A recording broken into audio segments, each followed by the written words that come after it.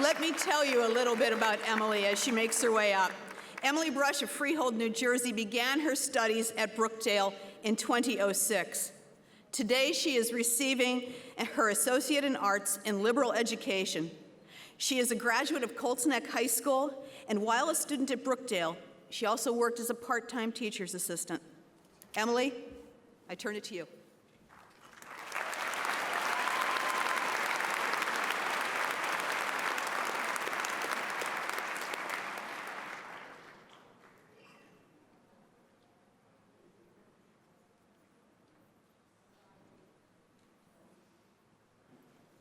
Good morning. A warm welcome to faculty, families, friends, and fellow graduates. Did you ever think this day would come? I certainly had my doubts, and I'm sure the doctor who diagnosed me never dreamed I would ever be capable of earning an associate's degree, let alone have the ability to speak before you today. My educational journey began at Brookdale Community College in the fall of 2006.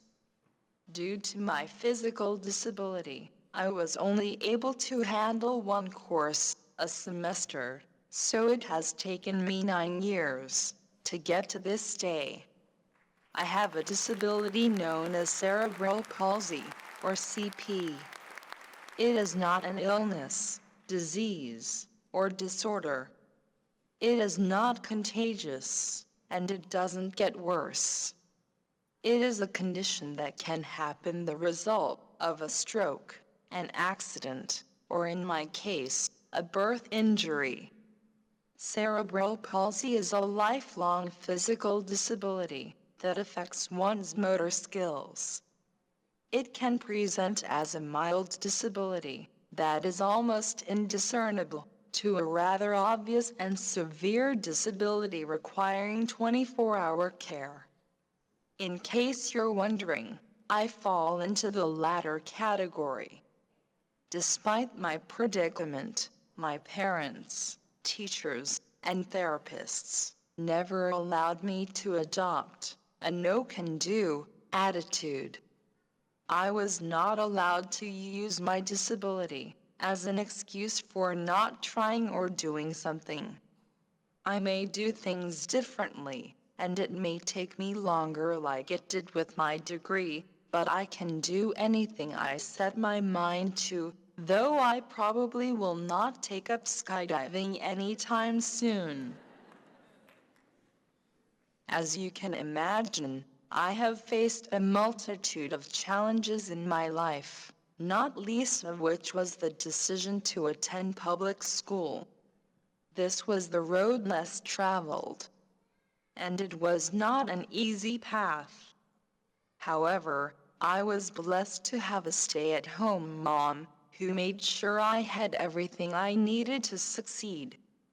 Not everyone supported my right to attend public school, but I proved the naysayers wrong by excelling academically. In fact, in my junior year of high school, I was inducted into the National Honor Society. Membership required that each student fulfill 30 hours of community service each year. Because of my disability, the NHS supervisor was more than happy to gift me these hours. However, this did not sit well with my parents.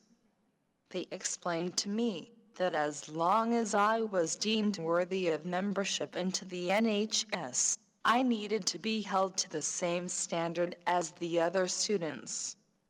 That meant finding a way to do community service. Fortunately, my computer teacher suggested I learn to make language boards using a software program called Board Maker.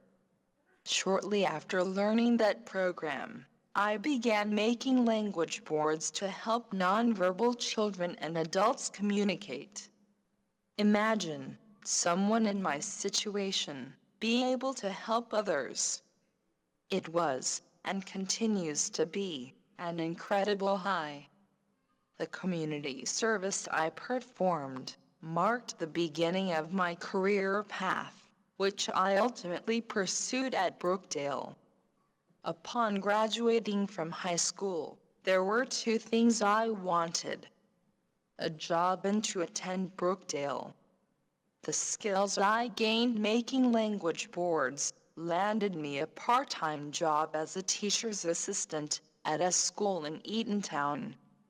It is at Hawkswood, a school for multiply handicapped children. I use my computer to support literacy in the classroom, mentor a student in the use of the computer, create job coaching videos for students on high-tech devices, give motivational talks, and create a graduation movie for our senior class.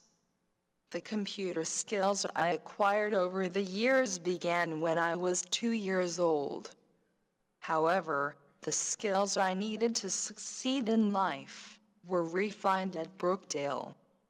Each of the courses I took have had an impact on my life.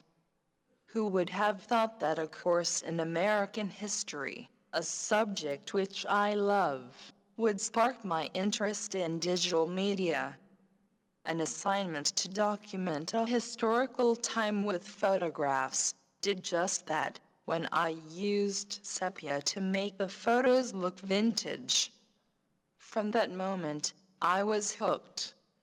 Consequently, I took courses in Photoshop and After Effects. These two courses elevated the graduation movie I make at Hawkswood to another level. Almost all of my courses required writing, which has never come easy to me. My coursework allowed me to repeatedly practice this necessary skill. I may not be the best writer, but my writing is much improved. Effective writing is especially important, since my speech is not always intelligible. Oftentimes it is just easier for me and the listener if I communicate using a written script, as is the case today, although I still get a little nervous. On this auspicious day, there are many people that I would like to acknowledge and thank. For, without their help, this day would not have been possible. If I mentioned them all, we would be here another hour. I will try to keep this list brief. First and foremost are my parents, who have been with me through thick and thin. Our journey has not always been easy, and remains very difficult at times. Thank you for being my biggest cheerleaders, my advocates, and for always pushing me to be my very best. I love you. I want to thank my family and dear friends for taking time and spending this important day with me. Some of you traveled a long distance to get here.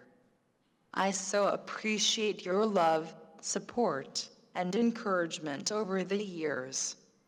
I want to thank the Disabilities Office for all their help, with special thanks to Claire Freeman for being my scribe for many of my examinations. Thank you to all my professors, who have been so helpful, accommodating, and understanding of my needs. Special thanks to Professor Claire Smugga, who worked diligently to teach me Photoshop, one of the most valuable courses I have taken at Brookdale Community College. Finally, I would like to thank my speech professor, Joan Scacco, who encouraged me to submit a speech for consideration at graduation. I would have never known about this wonderful opportunity without her having mentioned it to me. I am both thrilled and thankful to have been given this opportunity to speak before you this morning. In a few moments, we will be walking out as graduates and embarking on the next stage of our lives. Wherever your journey leads, I wish you well.